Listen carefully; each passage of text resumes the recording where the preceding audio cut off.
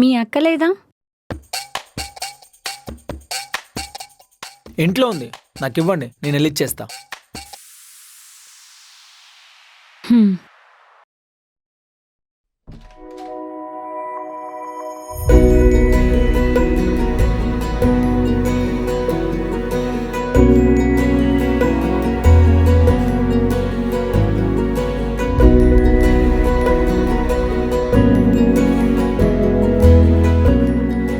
నువ్వా?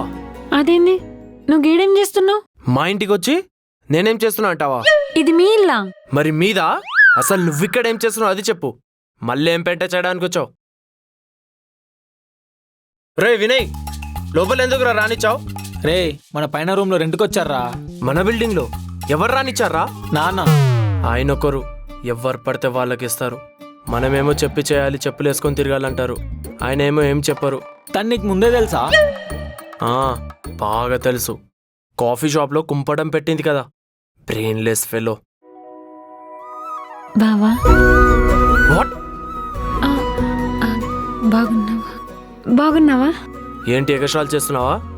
అక్కడంతా చేసి ఇక్కడ బాగున్నావా అని అడుగుతావా? అక్కడ జరిగిన దానికి సారీ, అది అనుకోకుండా జరిగింది. నువ్వని తెలియక అట్లా అన్నాను. నేనని తెలియక అంటే నేనెవరో తెలుసా నీకు ముందు? లేదు లేదు లేదు.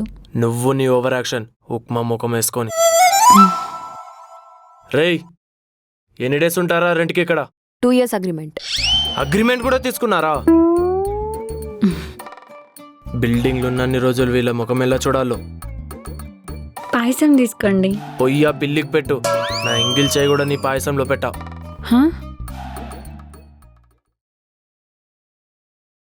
ఏంటి, ఏం జరుగుతుంది ఇక్కడ? నువ్వేటమ్మా డైరెక్ట్గా ఇంట్లోకి వచ్చేసావు? అంకుల్, అది ఇంట్లోకి దిగినాం కదా, పాలు పొంగిచ్చి పాయసం చేసి తీసుకొచ్చాను. ఒకసారి టేస్ట్ చేసి ఎట్లుందో చెప్పరా? అక్కడ పెట్టేసి వెళ్ళమ్మా, తర్వాత తింటాను. లేదు అంకుల్, కష్టపడి చేశాను, కొంచెం టేస్ట్ చేసి చూడరా?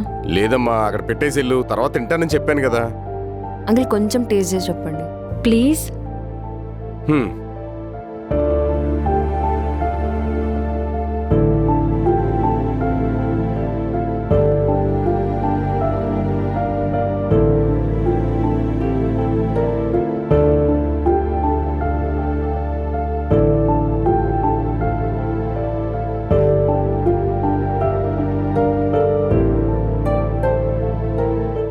ఎట్లుంది అంకుల్?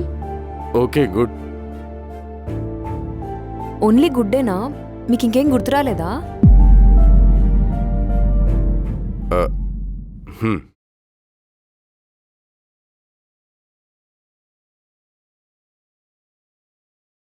అంటే డాడీకి షుగరు, అందుకే షుగర్ ఎక్కువ తినరు.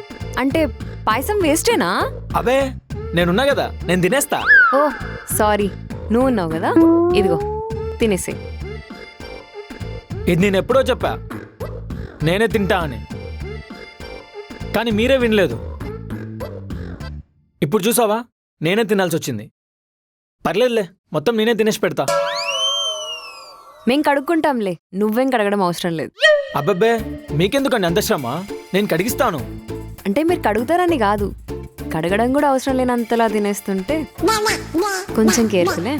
పద కీర్తి. ఏం కాదులే, మనం పాయసం తిందాం.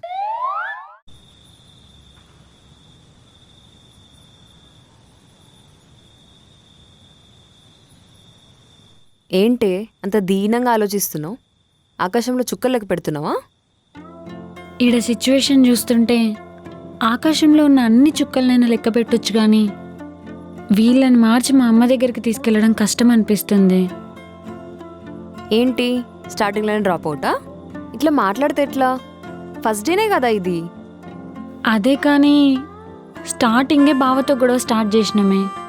చూసినావా ఎట్లున్నాడో? స్ట్రిక్ట్నెస్కి షర్టు ప్యాంటు వేసినట్టున్నాడు. ఆ షర్టు ప్యాంట్ వేసుకుంటే వాడు షర్టు కరేసి మన దారిలో తెచ్చేసుకుందాం. అంత లేదు, క్లియర్గా తెలుస్తుంది. మేనత్త పోలికలు కొట్టొచ్చినట్టు కనిపిస్తున్నాయి. మా అమ్మ బుద్ధులు బాగానే కనిపిస్తున్నాయి. రాచి రంపాన పెట్టే రకం వాడు. మరి నీ ప్లాన్ ఏంటి? అటు మావయ్యనేమో పాయసంతో పడేద్దాం అనుకుంటే అది అట్టర్ ఫ్లాప్. ఇంకా వినయ్ ఏమో వాడి లైట్లే. ఇక ఆనంద్ ఏమో చెప్పాల్సిన అవసరం లేదు ఇంకా. అదే చూస్తున్నానే, మామయ్యని అంత ఈజీగా మాయ చేయలేం. ఇంకా వినయ్తో వరీ లేదు. ఇంకా మిగిలింది మీ పెద్ద బావే. బావా చూద్దాం, ఏం చేయాలో ఆలోచిద్దాం.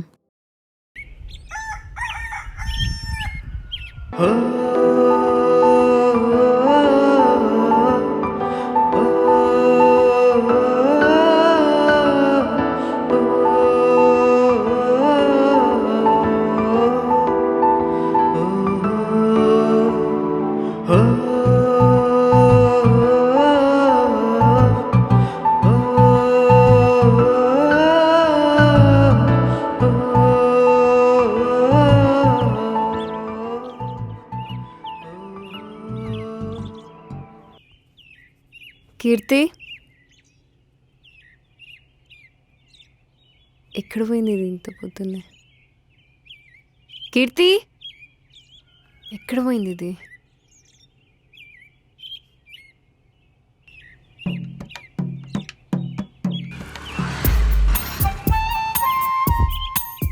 ఏంటే పొద్దున్నే ముగ్గుల ప్రోగ్రాం పెట్టావు? మీ బావని ముగ్గులో దించడానికా?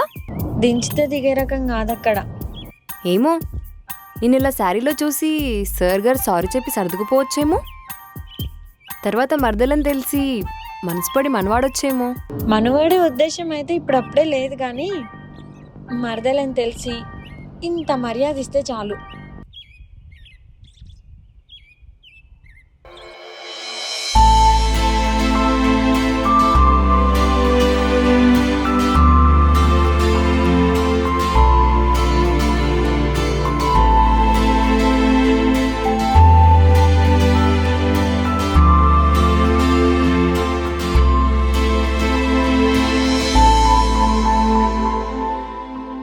ఒసే ఏంటే మీ బావ ఇంత అందమైన మర్దలు పెట్టుకుని మూతి తిప్పుకొని వెళ్ళిపోతాడు? వానికి ఎవరైనా పూలని అమ్మాయిలని చూపించండి రా, మరీ వైలెంట్గా ఉన్నాడు.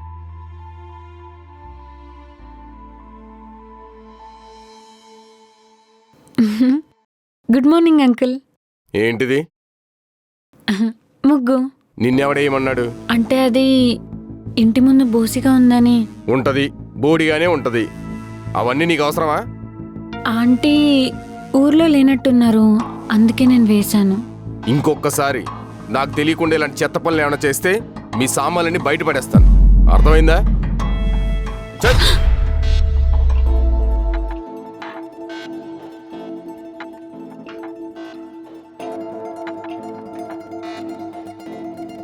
ఇది మీ ఇల్లు కాదు అల్కడానికి గిల్కడానికి. నువ్వు నీ లిమిట్స్లో ఉండు. ఇది ఇంకోసారి రిపీట్ అయిందనుకో మెడ పట్టుకొని గంటేస్తా. ఏంటే వీళ్ళు ముగ్గేస్తే మెచ్చుకోవాలి కానీ తిట్టుకుంటూ వెళ్ళిపోతారేంటి? మా ఇంటి ముందు ముగ్గు వేసి 21 సంవత్సరాలు.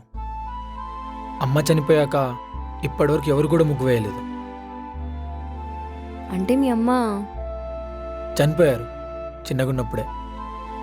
మా నాన్నకి అమ్మ మీద ఉన్న ప్రేమో ఏంటో నాకు తెలీదు, బట్ ముగ్గు మాత్రం ఎవరిని వేయించేవారు కాదు.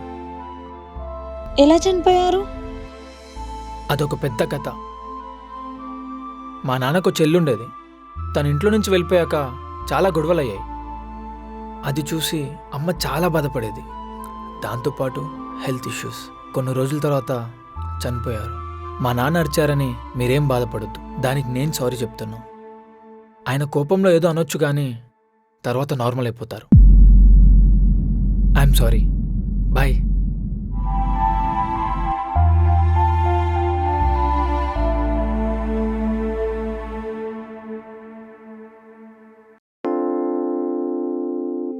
It's okay.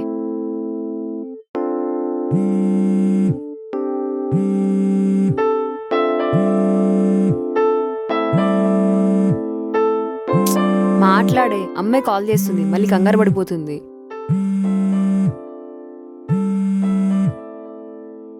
హలో కీర్తి. అమ్మ చెప్పు. ఏం చేస్తున్నావురా? లేచావా లేదా? లేచానమ్మా. మీరేం చేస్తున్నారు? నాన్న ఎలా ఉన్నాడు? ఏమైందమ్మా కీర్తి, వాయిస్ అలా వస్తుంది? ఏ అట్లేం లేదమ్మా, ఇప్పుడే లేచాను కదా, అందుకే ఇట్లా వస్తుంది. ఏంటి సంగతులు? మామూలుగానే చేశానే, వెళ్ళాక మాట్లాడలేదని. ఇంతకీ కాలేజ్కి వెళ్తున్నావా లేదా? హా అమ్మా, వెళ్తా. ఇంకా 2 రోజుల్లో స్టార్ట్ అవుతుంది. సరే అమ్మా, నేను ఉంటా. బాయ్. హలో హలో అమ్మా, అమ్మా కీర్తి.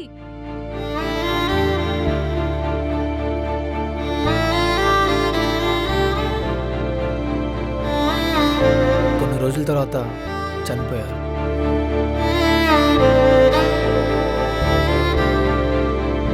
అమ్మ పేరు పైన పిక్కల్ బిజినెస్ మళ్ళీ స్టార్ట్ చేద్దామని చెప్పాను కదా.